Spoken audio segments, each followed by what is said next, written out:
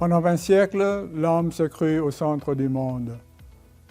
Depuis le IVe siècle avant Jésus-Christ, où les Grecs ont introduit l'univers géocentrique jusqu'en 1543, quand le chanoine polonais Nicolas Copernic déloge la Terre de sa place centrale et met le Soleil à sa place.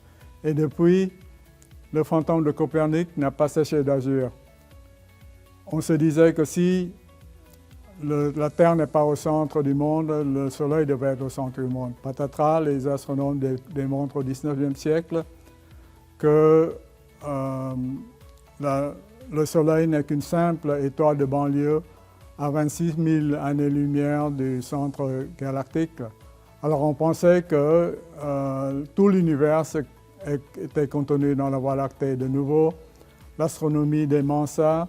Les astronomes démontrent que notre Voie lactée n'est qu'une parmi les centaines de milliards de galaxies qui sont dans l'univers observable. Donc l'homme se rapetissait de plus en plus dans l'univers. Notre système solaire n'est qu'un grain de sable dans un vaste océan cosmique. Alors que penser de tout ça? Alors il y a eu d'abord un désenchantement. Déjà au XVIIe siècle, Blaise Pascal disait qu'il avait peur des espaces infinis.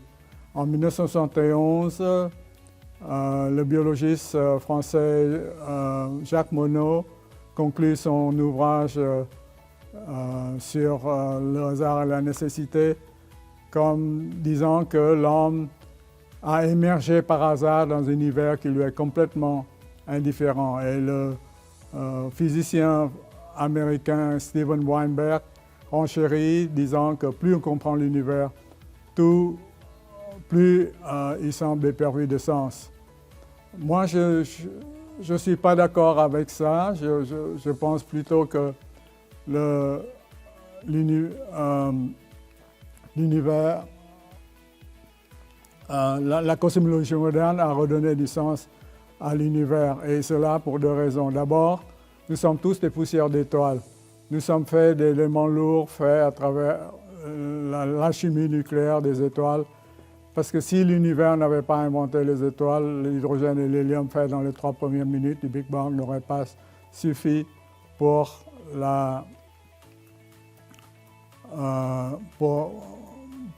donner la vie à la conscience.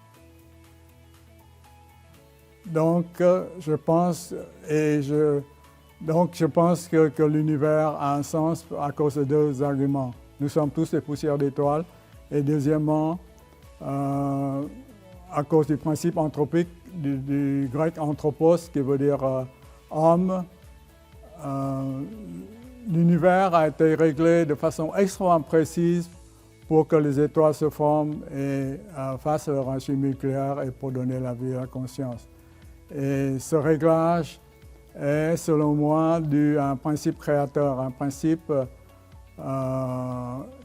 qui donne du sens à l'univers. Ce principe, ce sens à l'univers, c'est nous qui le donnons en admirant sa beauté et son harmonie. Je voudrais préciser que ce principe créateur n'est pas un Dieu barbu personnifié qui impose des lois. En fait, il s'agit plutôt d'un principe qui se manifeste dans les lois mêmes de la nature, un principe panthéiste à la façon de Spinoza et de Einstein.